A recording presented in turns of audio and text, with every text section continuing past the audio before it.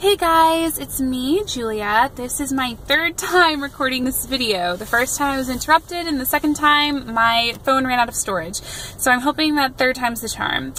I am so happy to be talking with you guys. It's been a very, very long, complicated week filled with lots of buyer's remorse, and I will tell you about that later. But before I get into that, I'll just give you guys some stats. My current weight is 204.8, which makes for a 7.8 pound loss since last week. Altogether, from my highest weight, I think I'm at about 44 pounds and about 41 from the start of the program. And a little bit less than that since surgery. I promise I will have the full stats for you guys next time. I left them when I first started recording the video. I am recording this in my car because my mom is still with me and she's in the grocery store right now. Okay, so I'll get into the start of this really crazy week. As you all know, I returned back to Charlottesville, which is where I go to school, on Tuesday to begin class Wednesday. Tuesday was not a great eating day for me. It wasn't a really great water day for me either. The trip from my home in Northern Virginia to Charlottesville is about 2.5 hours, and I'd say I went about 2 hours of that without anything to drink, because I forgot to bring my water bottle with me in the car, and it was a while before we stopped. So that didn't really help.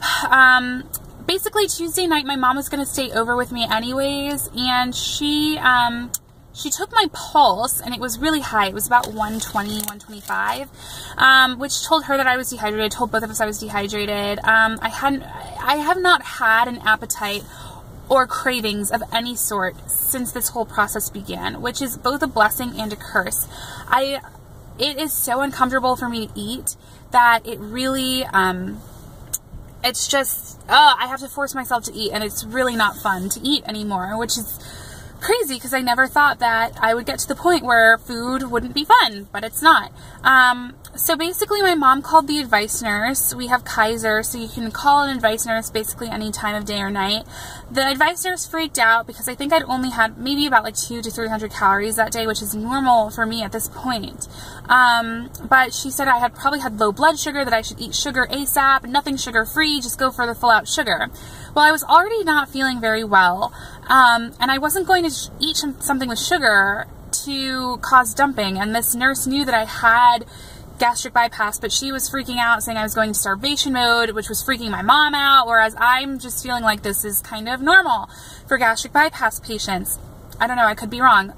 So I ate some yogurt, my triple zero Oikos Greek yogurt, and I threw that up. And that was my first time throwing up really since surgery. I threw up water once, about like 2 weeks after surgery, when I was still on the all liquid diet.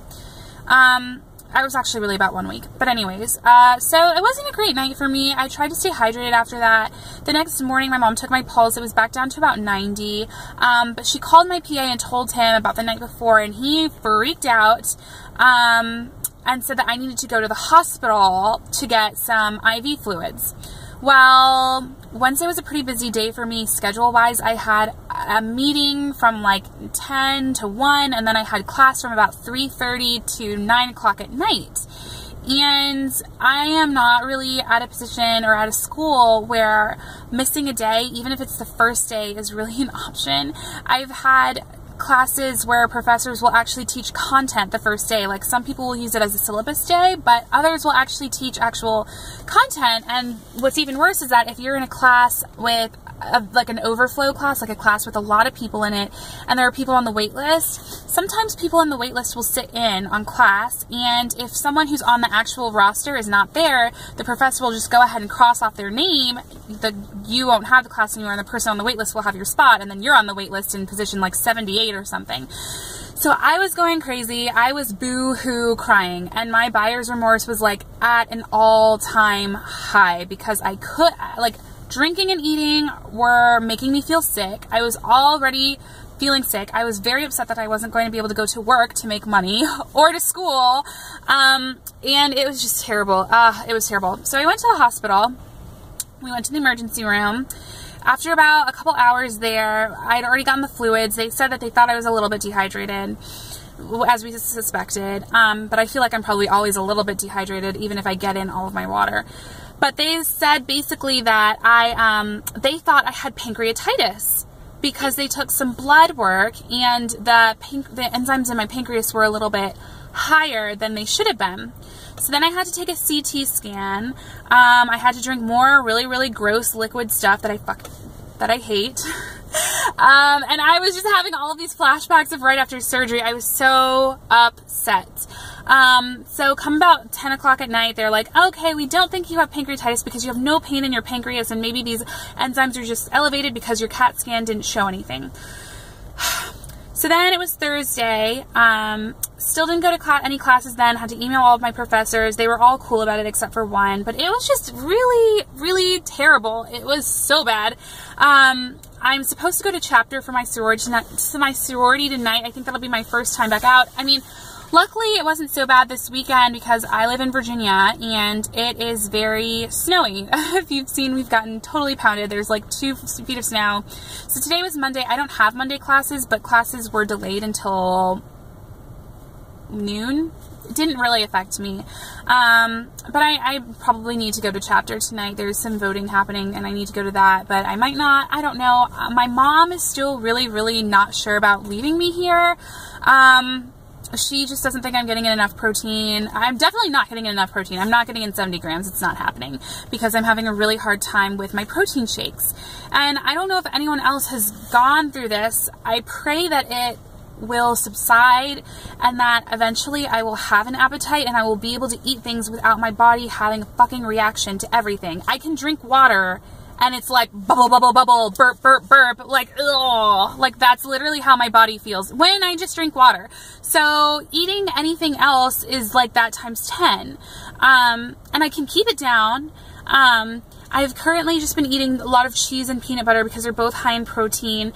But it's been a struggle, and I hope I'll be able to handle it when my mom's gone, but she's like talking about like taking off the semester and all this crazy stuff.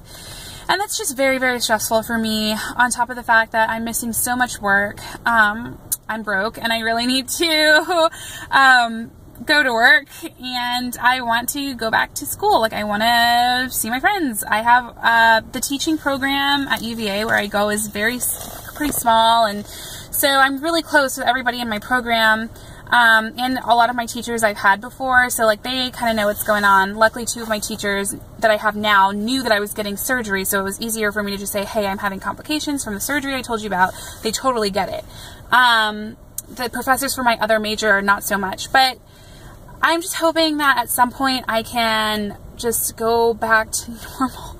Not normal as in I can eat like 5 steaks in one night or something like that, but at least the point where my body is okay. And I've just done a lot of reflecting this week, and for those of you who are pre-op, just something I kind of wish that I'd known, that I knew, but I didn't know it that well, is just that you can do all of the research in the world and talk to every bypass patient in the world, and your experience is not going to be their experience. My sister, who I'm fairly close with, had gastric bypass, and everything went perfectly for her. And so I didn't think that necessarily because that happened to her, it would happen to me. But I think that I just really wasn't expecting any of this stuff to happen to me. I was afraid on Wednesday that when we called the PA that he was going to tell me to come back and get the PICC line again. I know 5 people who've had gastric bypass. None of them have had PICC lines. All of them had cravings and an appetite after surgery.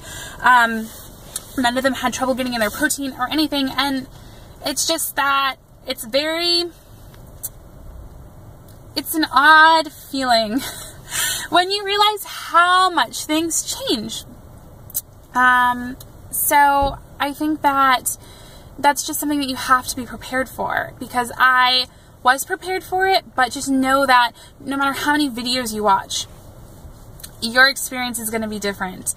There are 1,000 things that can go wrong. There are 1,000 things that can go right for you and wrong for someone else, and vice versa.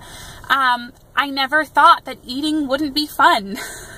Again, like I never thought that I'd be almost in this anorexic stage of not wanting food and getting sick and all of that. But it happened, and yeah, I don't know. Just be prepared for every possible outcome, I suppose, is my thing.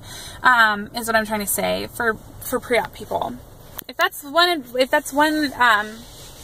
shred of advice I have to give in order for you to prepare, it's just that. So yeah, I'm not going to make this video really long. Just want to let you guys know I am alive, for now. I shouldn't say that.